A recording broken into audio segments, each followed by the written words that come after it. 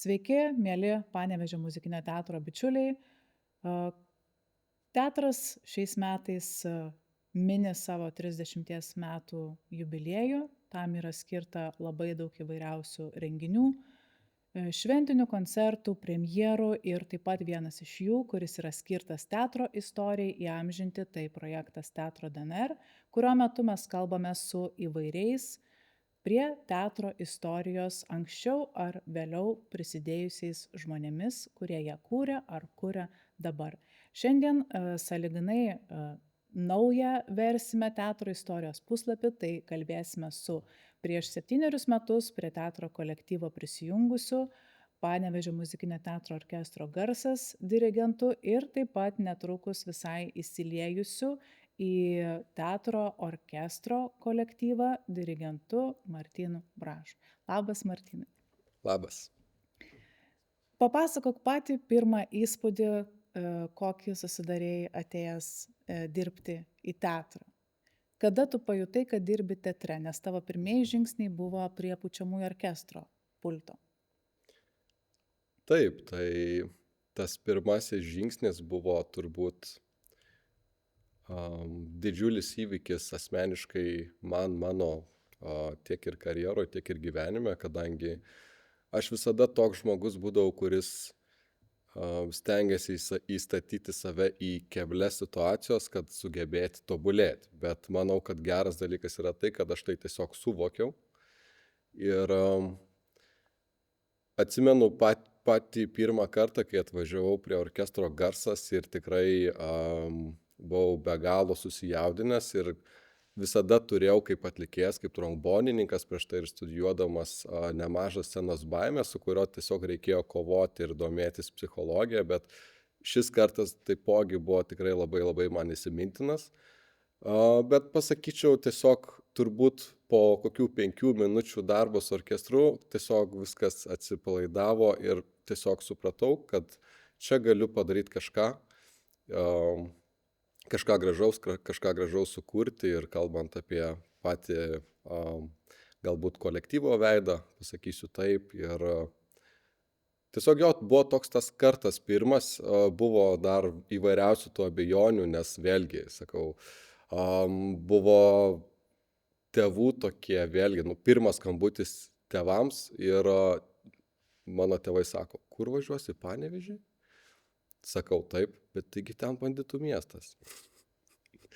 Tai va, bet iš tikrųjų, kiek Panevėžys yra pasikeitęs ir atsimenu netgi prieš tuos 7 metus, kai atvažiavau į Panevėžį, tai jis yra beprotiškai pasikeitęs.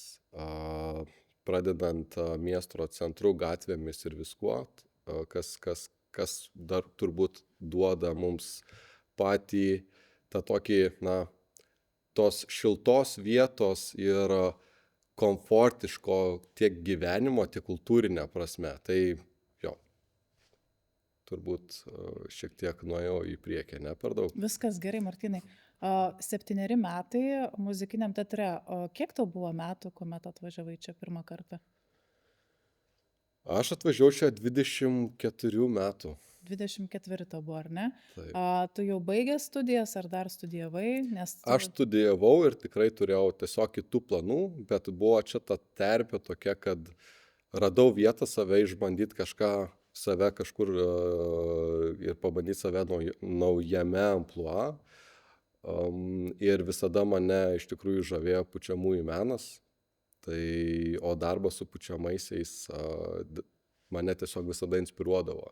Ir dėka mano pedagogų, su kuriais dirbau, dėka Mariaus Balčyčio, kuris tikrai mane skatino išbandyti kažką taipogi ir naujo, tai ir buvau priėmęs tą sprendimą atvažiuoti čia ir darbuotis. Aišku, po to prisidėjo beprotiškai daug ir profesorius Dainius Paviljonis, mano dėstytojas, kuris taipogi skatino, kuris mane pažinojo ir kuriam pasakiau, kad planuoju tai daryti, jisai, ne kiek nepabijojo, bet tiesiog sakė, atvažiuok pas mane, reikia mokytis. Tai jau.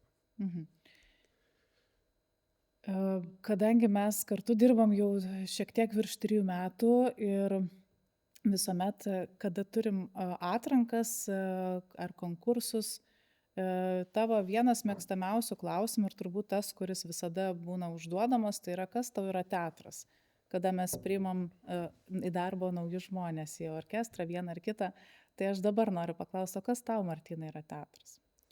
Bendrai ir kas tau yra šitas teatras? Dėl ko aš tą klausimą uždavinėdavau dažnai, turbūt, kad nes pats ieškodavau dar atsakymą O, asmeniškai. Tai žinoma, man ir muzika, ir teatras tai yra tiesiog visada galvodavau apie jausmus. O dramaturgiškai teatras yra vėlgi vienoks, tarkim, su pučiamųjų, kas siejasi, bet žinoma ir su muzika siejasi. Ten taipogi yra tam tikrų ir dramaturgiškų taškų, kulminacinių taškų ir panašiai. Bet man šį atsakymą turbūt jau yra pateikę pats teatras. Ir aš labai, man labai stipriai įstrigęs yra Aleksandro Špilevojaus spektaklis Sala, kurios nėra, kur ten yra būtent pasakyta, kad teatras yra žmogaus esmės tyrinėjimas, iš ko tikrai, ta prasme, šitoj vietoj tai tiesiog buvo tas momentas, kuris man padėjo išspręsti tam tikrus klausimus ir netgi pabūti viduj su savo apmąstymais ir būtent kaip tu gali tą savęs vėlgi suvokimą arba savęs ištransliavimą tiek per kūrybą, tiek muziką, tiesiog tai įpavidalinti kūrybą. mūsų teatras yra labai, labai savotiškas, turbūt vien tuo, kad mes dalinamės tą, nežinau, teatro paslaptį, teatro, va, tai ką sakai, kiekvienas kaip kitaip suprantam, mes dalinamės kartu ir su kolektyvais, kurie yra mūsų irgi tarsi ir neatsiejama, bet kartu ir savarankiška dalis, tai kaip orkestras.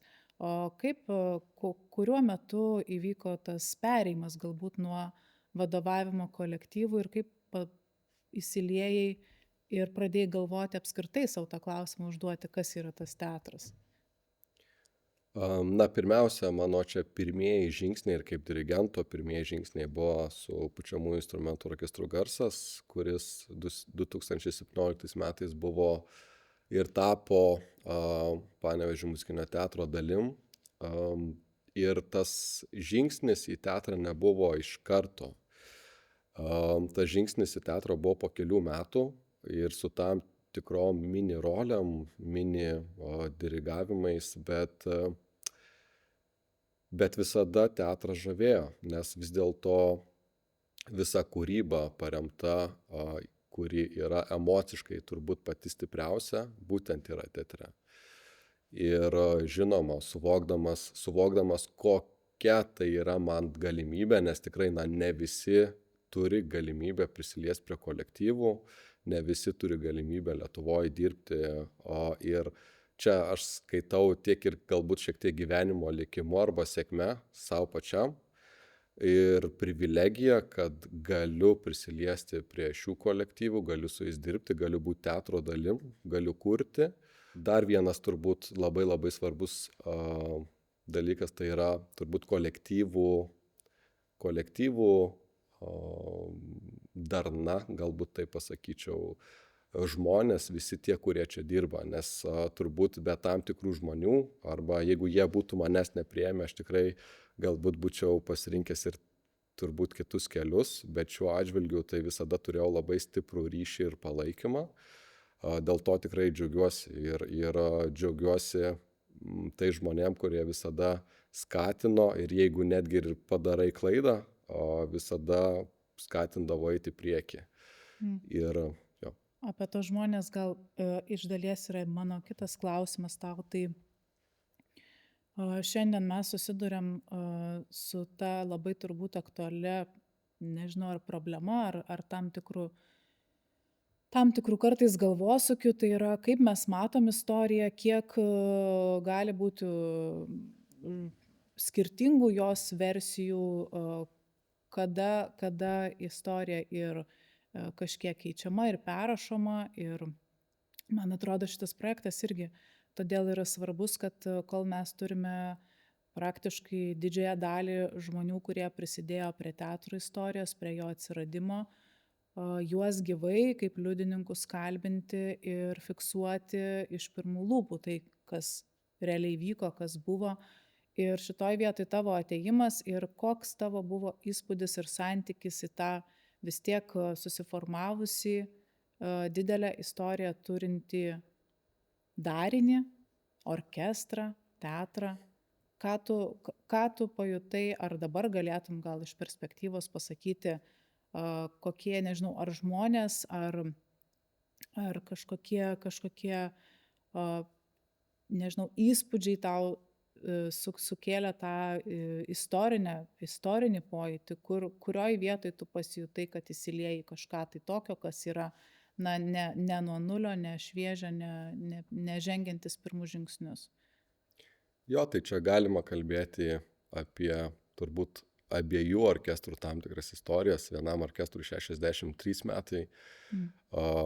Ir čia turbūt yra tikrai didžiulė istorija ir šis pučiamųjų orkestras yra vienas seniausias Lietuvoje. Ir tikslas visada buvo galbūt puoselėti, jeigu kalbant apie pučiamųjų orkestrų muziką, ir puoselėti būtent tradicijas, bet visada ieškoti kažko naujo, ieškoti naujų sąskambių, eiti kūrybos prasme truputėlį kitais keliais ir stengtis paversti galbūt netgi ir kai kuriais atžvilgiais žiūrovų nuomonę apie pučiamųjų orkestro muziką, kad tai gali būti visiškai wow dalykas ir ne tik, kad orkestras pražygiuotų ar pakoncertuotų kažkur tai gatvėje ir panašiai. Tai manau, kad per tą laiką, kurį esu čia, tai ganėtinai pavyko tai padaryti ir tikiuosi, kad pavyko tai padaryti.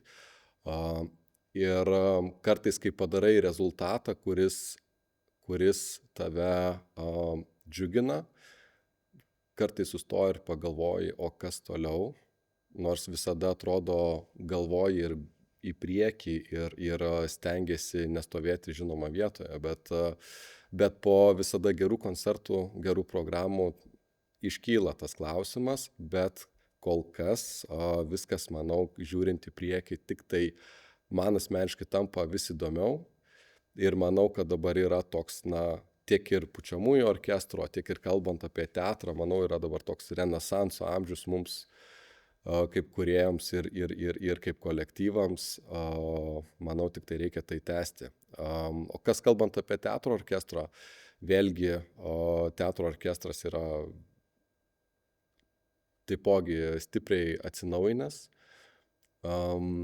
kuriame yra beprotiškai taipogi talentingų žmonių ir tie visi žmonės būtent ir daro rezultatą. Tai kadangi vis dėlto vis tiek mes nesam tas teatras, kuris būtų su turbūt labai giliom tradicijom, mes turim tiesiog nulenkti galvą teatro įkūrėjams, kurie padarė milžinišką darbą, kurie su kuriuo gyveno, su ta mintim ir įkūrė ir turėjo tą teatrą tiesiog kaip savo šeimą, nors turbūt kiekvienam žmogui tai yra kaip šeima. Tai manau, kad šiai dienai tiesiog turime būti turbūt saviti savo ir tą teatrą daryti savitą visiems, išskirtinį mūsų publikai, Panevėžio miestui, ir tiesiog judėti į priekį kūrybinę prasme. Taip, pasakė, lyg norėtum jau užbaigti mūsų pokalbį, bet apie gražiai apibendrinai. Norėčiau, Martynai, vis tiek dar prie tavo tų pirmųjų darbo su orkestru metų gal sugrįžti. Orkestras labai atsinaujino, tam reikėjo 5 metų, ar nežinau, dar mažiau, daugiau, bet maždaug tiek, ar ne. Ir šitoj vietoj mes turim tokią situaciją, kada 63 dabar skaičiuojantis, tada buvo ten 55 metai orkestrui, ar ne? Ir susiformavęs kolektyvas, ilgai dirbantys žmonės, muzikantai ir atvažiuoja 24 metų jaunuolis.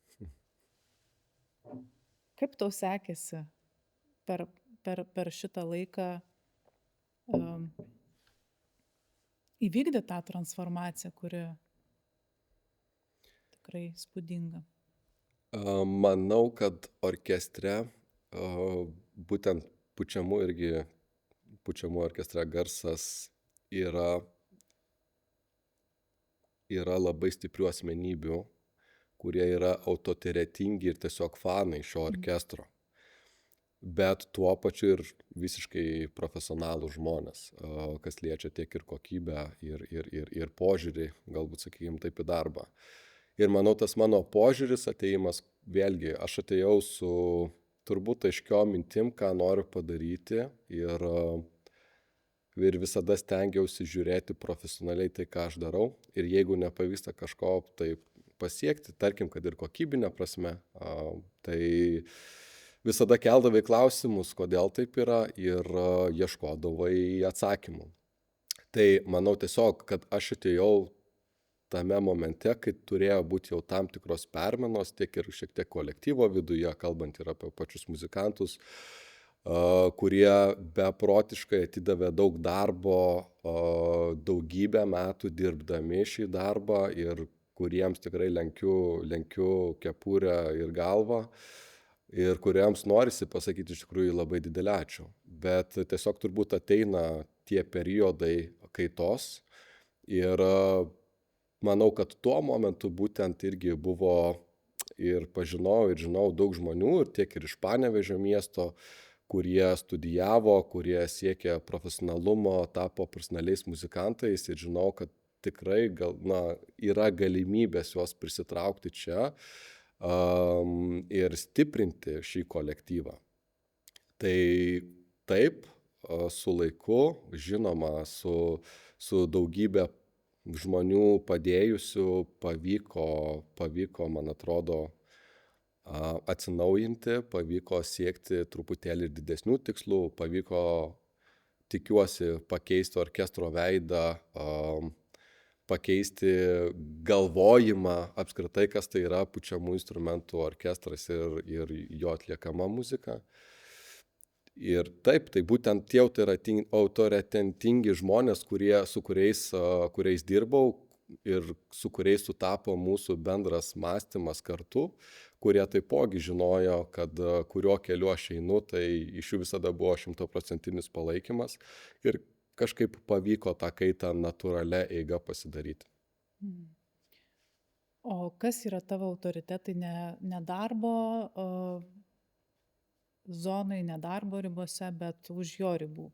Tai yra, ne tie žmonės, kurie kasdien buvo ar yra šalia, bet bendrai, kas tave įkvepia ir iš kur tu semiesi drąsos kartais tikrai tokiem narsiems sprendimam?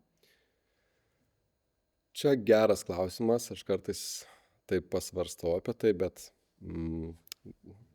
aišku, klausimas buvo galbūt taip iš šono labiau, bet iš esmės tai turbūt mano tėtis, kuris davė tam tikrų labai daug, manyčiau, vertybių, ir mano šeima, kurie tiesiog davė tiek daug vertybių man asmeniškai, ir aš skaitau, kad jos yra labai geros, ir kurios visada mane skatino tiesiog eiti į priekį.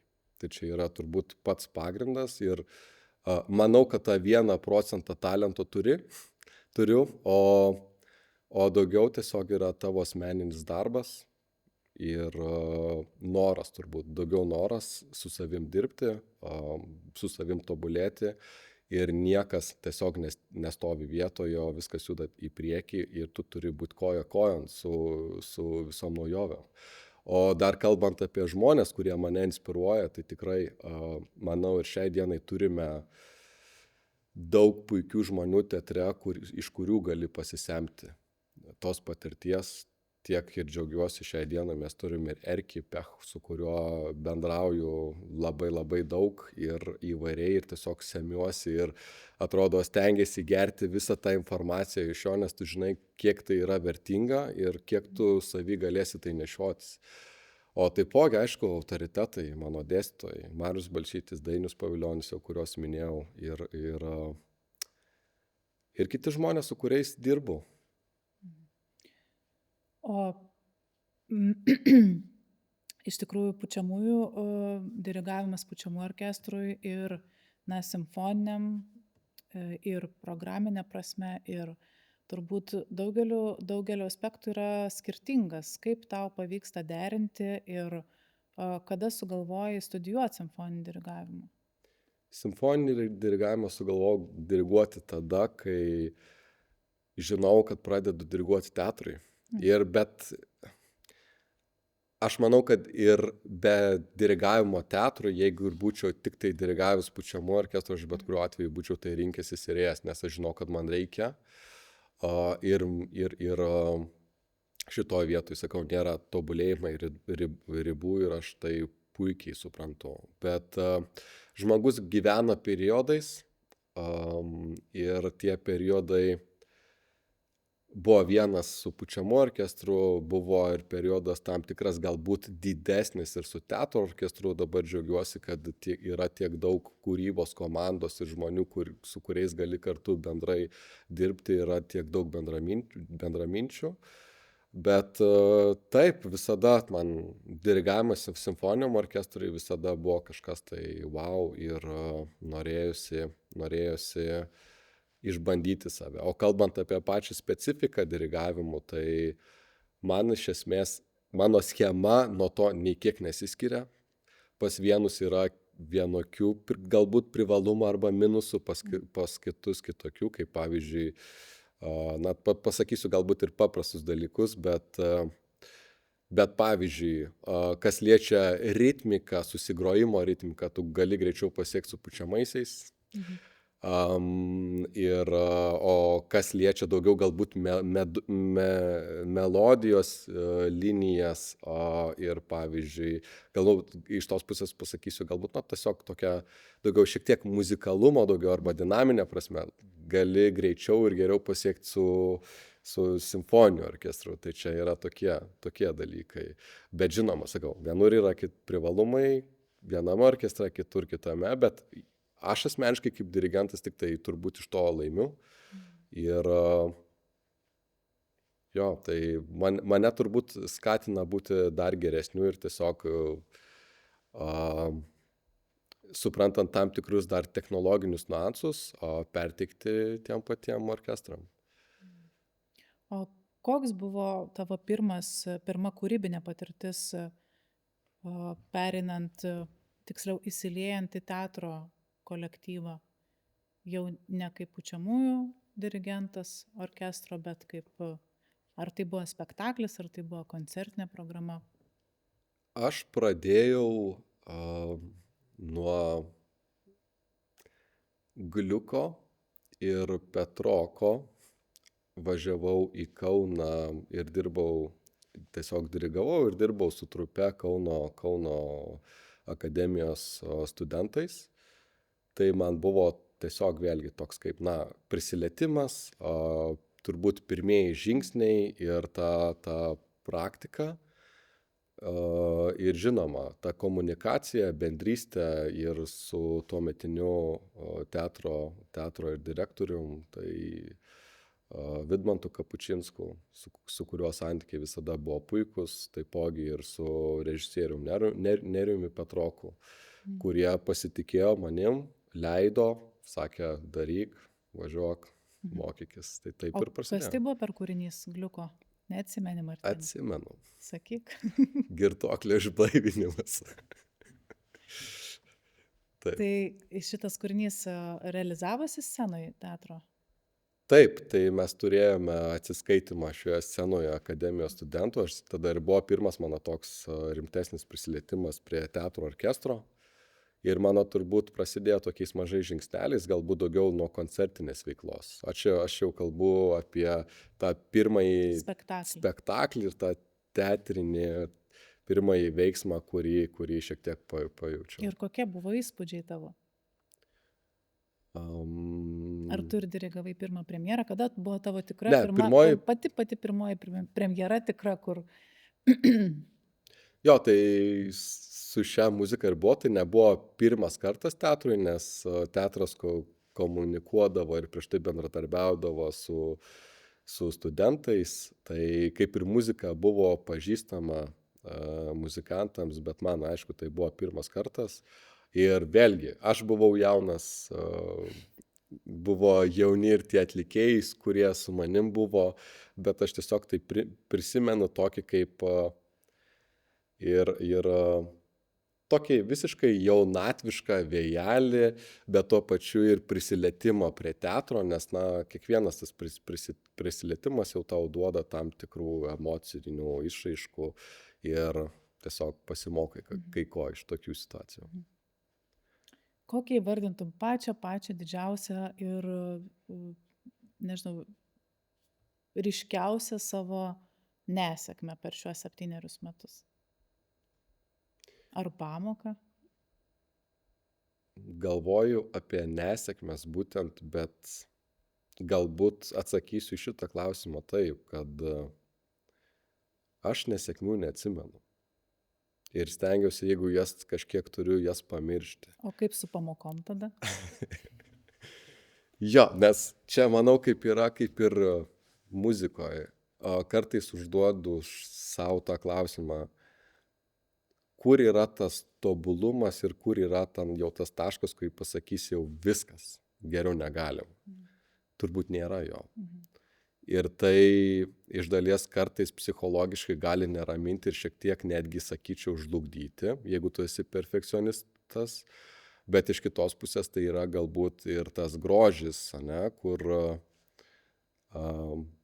kur tu visą laiką atrodo seki ir žinai, kad gali būti geriau ir tiesiog galvoji, koks šis rezultatas šį kartą tau pasitaikys ir koks jisai bus. Nes darbas su kolektyvais, su muzika, su teatru, tai vis tiek tai yra gyvi žmonės, daug meniškų sielų, daug jausmų ir kartais tos ekspresijos gali būti vieną dieną žymiai daugiau, kitą kartą gal tiesiog slėgis žemas, kaip pavyzdys. Čia tiesiog kaip juoko forma, bet jo, tai aš tas nesėkmes stengiuosi paleisti, nes manau, kad turėjau labai blogų patirčių ir turėjau labai daug tokių patirčių, kurie man psichologiškai neleido eiti tam tikrus žingsnius, kadangi aš labai stipriai reaguodavau į klaidas, kadangi pats atėjau kaip trombonininkas ir daug metų grojau trombonu. Ir tos klaidos mane tiesiog psichologiškai labai stipriai emociškai vargindavo. Ir tada būtent turėjau gan stiprią scenos baimę, o ta scenos baimė jinai ir atsiranda nuo tavo negatyvių pasiekmių arba nuo tiesiog blogų pasirodymų ir tų blogų patirčių, kurias turėjai. Tai tos nesėkmės, tai kartais, sakau, galime kažką labai stipriai sureikšminti, bet jeigu tu matai į priekį, jeigu tu turi pozityvo, jo reikia, nors turi visada būti realistas, tu tik tai tokiu keliu gali eiti į priekį, kai tau yra sunku. Iš tikrųjų, lietiesi prie tokio trapiausio meno, scenos meno, kuris yra laikiniausias dalykas, nes net ir tai, ką mes šiandien kalbam, ar ne, mes galėsim gal ir koreguoti, ir apkirpti, ar galų gale tai išliks ilgesniam laikui, o tai, kas įvyksta scenoje vieną kartą, minėjai ir slėgis, ar ne, kitą kartą ir publika labai daug duoda, ir pačių žmonių būsena, kada jų labai daug scenoje, tai irgi turbūt yra pakankamai didelis iššūkis ateiti su ta energetika, su tuo užtaisu, kuris turi lemti viso vakaro sėkmę. Ir turbūt labai gaila, kada kada ruošiesi ilgai kažkam ar ne ir neįvyksta taip, kaip norėjai, kad įvyktų. O kaip tada sprendi? Tarkim, turi vieną programą, vieną pasirodymą ir jisai neįvyko, galbūt kažkas sutreškino popieriuką, gal nuskambėjo telefonas, gal nežinau, gal kažkas atsikėlė ne ta koja ir to pakilimo nebuvo. Ar būna labai didelis nusiminimas? Taip, būna. Iš tikrųjų, labai geras buvo pastebėjimas, kad turbūt publika pasako labai daug ir turbūt viską. ir patys muzikantai, tie, kurie dirba ir groja orkestruose, jeigu juos priema puikiai, jie atiduos visą save, kad padaryt maksimum geriausią rezultatą. Visada, aišku, mes esam profesionalai, esam tam, kad atliktumėm geriausią, ką galime, bet mus tiesiog įkvepia ir inspiruoja publikos, turbūt didžiausi pastebėjimai, ovacijos, pagirimai ir panašiai. Tai bet būna tokių, kad tiesiog kartais galbūt tam tikroj terpėje, kad yra ir išvykęs kažkur tai esi, nes tikrai manyčiau pas mus teatre turime suformuotą tą teatro žiūrovą arba tos žmonės, kurie ateina pasiklausyti ir pučiamų instrumentų muzikos.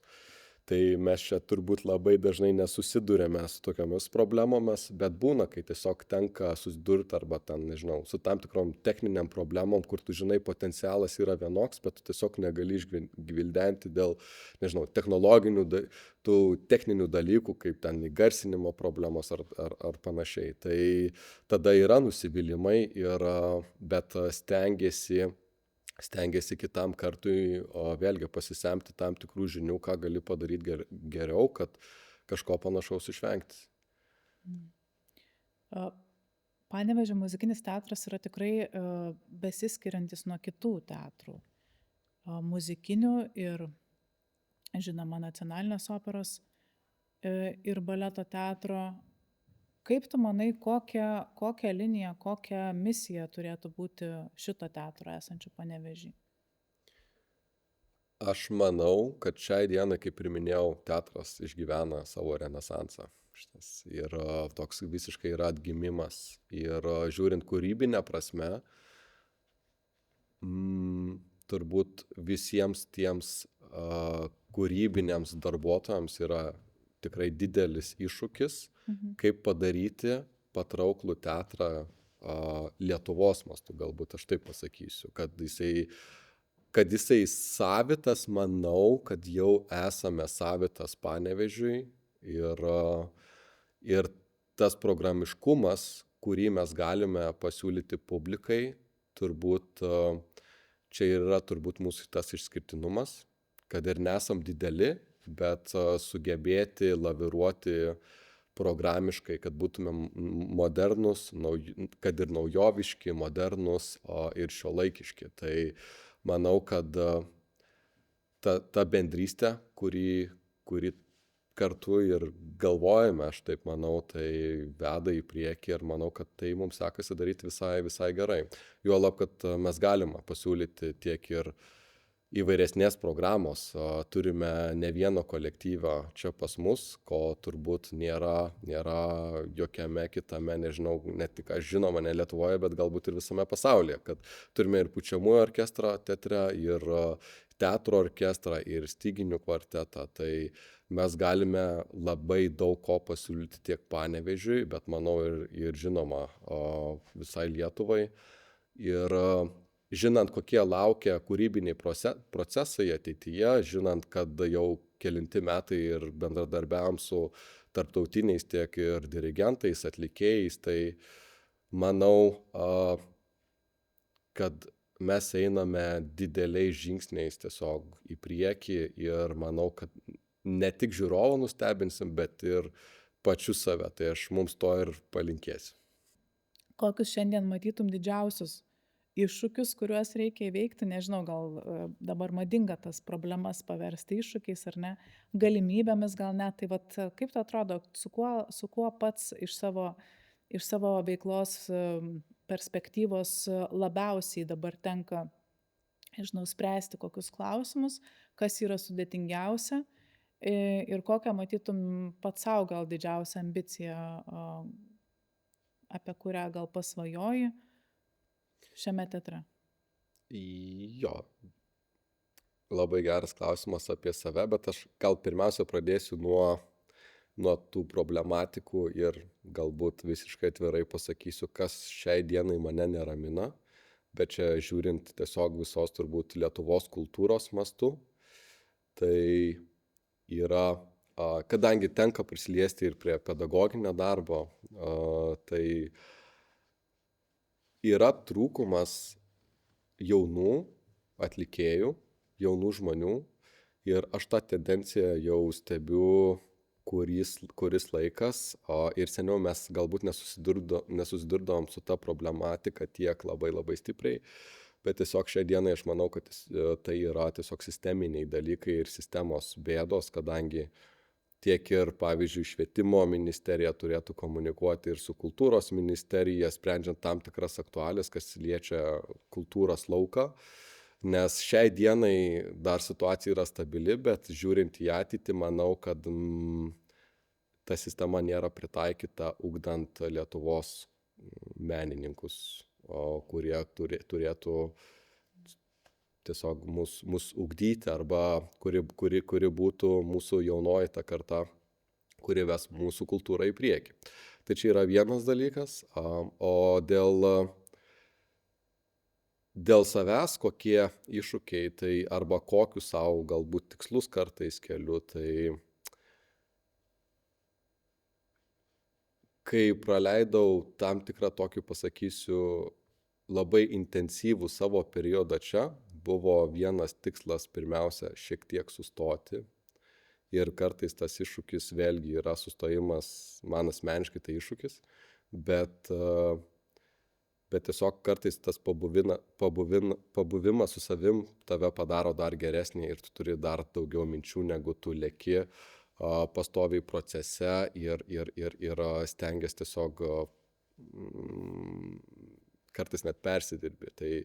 Tai čia yra toks vienas, sakyčiau, asmeninis galbūt pavojus, bet ambicijų yra tikrai kažkada pabandyti save galbūt didesnėse erdvėse, su galbūt žinoma ir kitais kolektyvais, kurie ir skatintų mane taipogi tik dar labiau temptis ir dar labiau tobulėti. Bet kaip ir minėjau, tiesiog žmonės gyveno tam tikrais periodais ir tas periodas, kuris dabar čia yra, aš tiesiog jo džiaugiuosi, mėgaujuosi ir stengiuosi maksimaliai pasiimti tai, ką galiu savo. Esi pastatęs nuo tos savo gražios pradžios jau tikrai nemažai spektaklių, galima taip sakyti, sąlyginai nemažai. Sąlyginai. Sąlyginai. Išvardink juos, kuriuos tenka diriguoti, ar ne, ir kurie yra tau, nežinau, artimiausi, kodėl, kurie šiaip įsimintinesni. Kiekvienas turbūt yra labai savitas, nes kad ir pavyzdžiui man asmeniškai galbūt nėra pats sunkiausias arba tiesiog vis tiek traktuokim taip, kad lengvesnio žanro, pavyzdžiui, spektaklis Natukai iš Muzikėnų šalies, kad ir nereikalaujantis kažko labai daug stipriai techniškai iš manęs, bet jisai tiesiog visiškai žavi, kadangi tu matai į salę atėjusius pačius mažiausius, kuriems gali dovanoti tą muziką ir tu matai jų veidus. Giedriaus Svilainio čia, ar ne? Taip, Giedriaus Svilainio muzika, režisierius Nerijus Patrokas, bet sakau, vėlgi, tiesiog žavi savo, kartais nebūtinai muzika arba menas turi būti tikrai sudėtingas. Ir aš esu pasimokęs labai dažnai, kad viskas slypi paprastume. Mes kartais norime save stipriai nustebinti ir manau, kad šių dienų kompozitoriai, su visa pagarba jiems, bet kartais yra, kad tiesiog norėdami kažko techniškiau ir kuo netradiciškiau kažką padaryti, yra perlaužiama. Taip, bet čia yra visiškai normalu, arba tiesiog kartais būna žmonės, kurie tiesiog progresuoja, tobulėja, čia turbūt yra tam tikri periodai. Bet tas paprastumas visada duoda tikrai dažnu atveju didžius rezultatus. Žinoma, Sala, kurios nėra, Aleksandro Špilevaus spektaklis, Mantvydo Pranulio muzika, kuris pelnė auksinių scenos kryžių už šią muziką, tai buvo vėlgi dar kita patirtis, bet su Mantvydu vėlgi jam buvo pirmas prisilietimas prie orkestrinės muzikos, teatrinės muzikos ir manau, kad pavyko sukombinuoti ir padaryti tikrai ganėtinai gerą rezultatą Ir tas sujungimas elektroninės muzikos valdymas jo buvo didžioji pusė, o dar prisitaikymas ir rašant orkestrui buvo dar viena tiek jam iššūkis, tiek man dirbant su elektroninė muzika arba klausant. Ir kai tu pamatai tą bendrą rezultatą, tai tikrai buvo, manau, vienas įsimintinesnių procesų tiek man. Ir tiesiog dalyvavimas tame procese, dalyvavimas kito teatro kūrybinėme procese, kaip ten viskas funkcionuoja ir kaip viskas vyksta. O žinoma, vienas iš mano turbūt didžiausių iššūkių buvo diriguoti, aišku, tai nebuvo premjera, bet man asmeniškai tai buvo Štrauso Vienos kraujas. O tai Vienos kraujas vis tiek yra, kaip iš operečių, vienas sunkiausių iššūkių dirigentui. Ir, kaip pavyzdys, Traviatą yra žymiai lengviau diriguoti negu Štrauso Vienos kraują. Tai šitoj vietoj tiesiog buvo reikalavimai iš manęs labai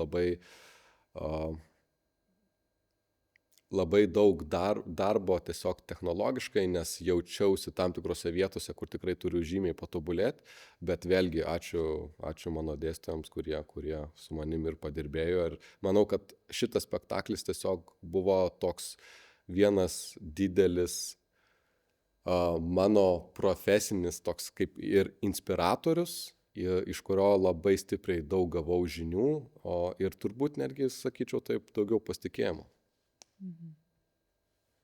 Yra tokių minčių, kada, nežinau, ar ateina natūraliai tam tikri kūriniai, ar pats jų ieškai, kad dar nelaikas, dar kažko trūksta, ar šita mintis nuolat lydi?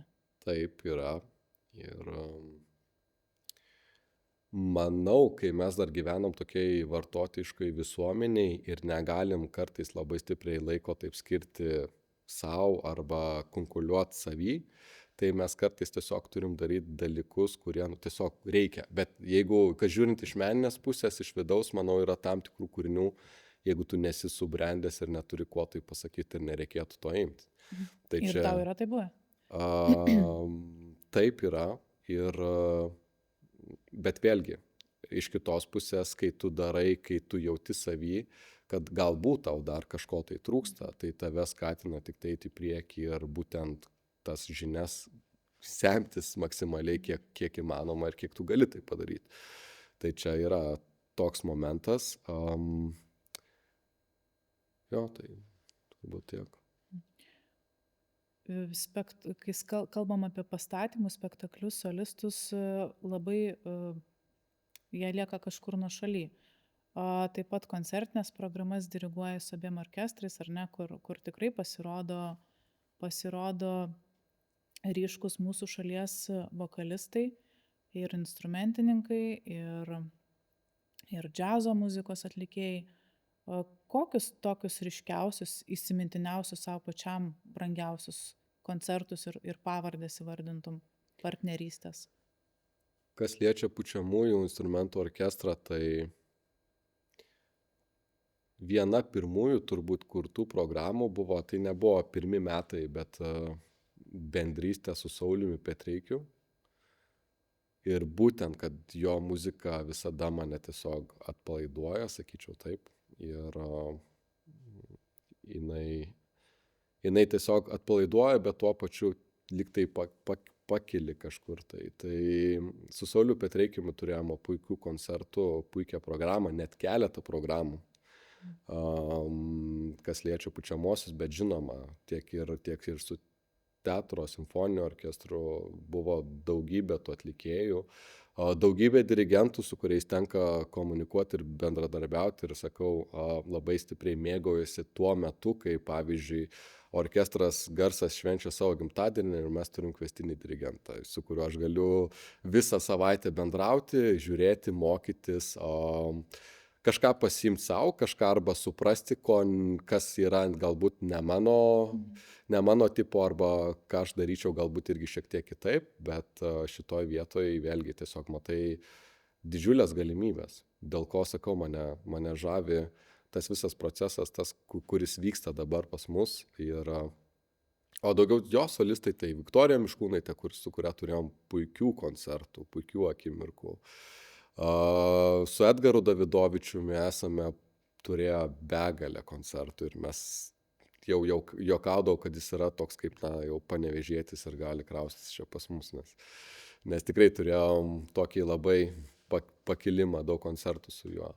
Ir visi tie solistai, manau, ir praeitas mūsų koncertas, ir pirmoji pažintis su Monika Pleškytė, Steponu Zoniu. Tai tikrai aukščiausio lygio žmonės, profesionalai, jau kad ir jauni, bet ateina su tam tikra patirtim ir tu matai tas procesas, kada yra tikrai labai labai paprastas su gabiais žmonėmis. Mes kalbėjom apie iššūkius, ar ne, su kuriais tenka susidurti tavo akimis dabar labiausiai, ryškiausiai, bet tu kažkaip ir neužbaigai, man atrodo, tos minties nukrypai į švietimo ir kultūros ministeriją, bet jeigu taip iš tikrųjų tavo akim, su kokiais didžiausiais iššūkiais šiandien teatras susiduria? Manau, būtų viskas paprasčiau, jeigu mes būtumėm truputėlį didesni. Aš nekalbu apie patį galbūt teatrą, aš kalbu apie kolektyvus, nes mes galbūt neturim tokių sąlygų, kaip turi kiti teatrai arba kiti orkestrai. Norėtųsi turėti daugiau laisvės kolektyvinę prasme. Tai čia aš kalbu būtent apie sudėtis kolektyvų, kuriems nereikia tiek jau ir daug, bet vis dėlto tas trūkumas juntamas. Ir kai tas trūkumas yra, jisai visada iškelia tam tikrų klaustukų. Ir tada ne visada menas ar muzika ar teatras yra pirmoje vietoje, o tu galvoji apie techninius dalykus, kaip turi kažką išpildyti. Tai turbūt čia yra vieni didžiausių tie iššūkių. Ir jau pabaigai gal klausimas. Mūsų šitas projektas skirtas teatro jubiliejui vadinasi Teatro DNR. Ir visi žinom, kad DNR tai yra tam tikra koduojama informacija, ar ne, genetika ir taip toliau. Kaip tau atrodytų, iš ko susidėtų mūsų Teatro DNR, jeigu imant visą perspektyvą? Aš manau, kad mūsų Teatro DNR ir mes esame saviti. Galbūt dauguma tai pasakytų, nežinau, klausant kitų kolektyvų, bet mūsų visi darbuotojai, visi tie, kurie dirba čia, mes sukuriam tą teatro identitetą ir Teatro DNR, nuo, nežinau, garso režisierių, žmonių, kurie dirba scenoje, iki valytojų ir visų muzikantų, kurie yra čia. Ir turbūt vertybėmis reikia laikyti kartais ir galbūt vėlgi, kai yra didelis labai kolektyvas, ten nesijaučia tiek artuma. Pas mus jaučiasi artuma ir kolektyvuose tai labai labai stipriai. Dėl to, sakyčiau, tas pojūtis, kad būtent čia yra kaip tokia antroji šeima, yra dar didesnis. Ir būtent tas mūsų DNR yra būtent žmonės, tie, kurie kūrė, kurie daro ir kurie myli teatrą, kurie myli muziką, myli kultūrą ir kurie stengiasi dėl teatro. O imant tą plačiąją perspektyvą, ar ne, teatro istorija 30 metų, bet jinai prasidėjo dar anksčiau, jinai turėjo savo ištakas. Kažkas po kažko atėjo, yra tęstinumas, yra perimamumas, yra kartų sugyvenimas, perdavimas išminties, žinių.